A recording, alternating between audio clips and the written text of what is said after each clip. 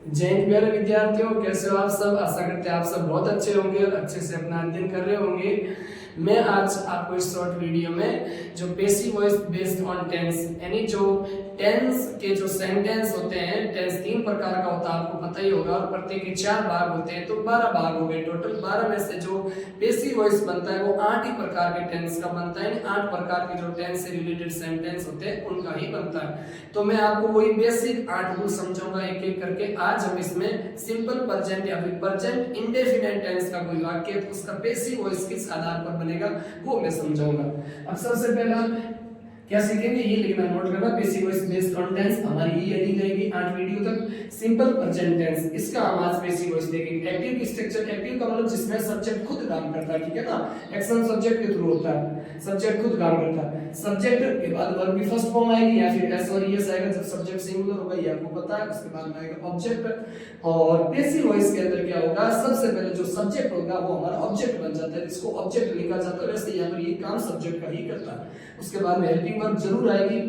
Active में helping verb हो नहीं हो, लेकिन पेसिव वॉइस के अंदर हेल्पिंग पक्की होगी, ठीक है ना।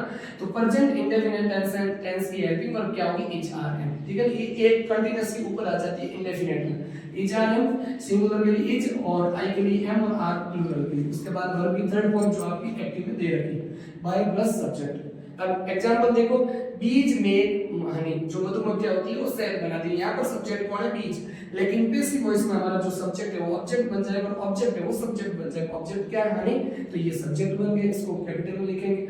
हनी सिंगुलर है तो क्या आ जाएगा, is. Honey is a verb की थर्ड फॉर्म, तो हनी इज मेक की थर्ड फॉर्म, मेड बाय बीज, मधुमक्खियों के द्वारा बनता है, ठीक है ना। अगला, दे प्ले बिलियर्ड्स। बिलियर्ड्स एक प्रकार का गेम होता है, वो बिलियर्ड्स खेलते हैं। तो बिलियर्ड्स सिंगुलर गेम है, भले इसमें एस लगा हो, तो बिलियर्ड्स। उसके बाद में इज प्लेड बाय देम, दे का जो ऑब्जेक्टिव केस होगा वो हो जाएगा देम, ठीक है ना। अगला, सी नोज हिम, ठीक है ना, सी नोज हिम। अब इसका क्या बनेगा, तो हिम ये ऑब्जेक्टिव केस होता है, इसका जो आपका जो सब्जेक्टिव केस होगा वो क्या होगा, ही। तो he is known to her, और इसके पीछे टू प्रीपोजिशन लगानी, ठीक है ना।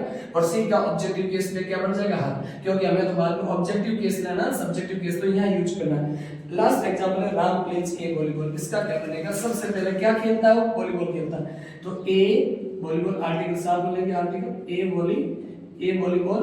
अब हेल्पिंग वर्ब क्या है, इज आर एम एस, वॉलीबॉल तो सिंगुलर, इसके अकॉर्डिंग लगेगी जो पेसिव मार्कर सेंटेंस है उसके अकॉर्डिंग। तो इज प्लेड, मेन वर्ब की थर्ड फॉर्म प्लेड, इसके द्वारा बाय, राम के द्वारा, नाम का नाम ही रहेगा।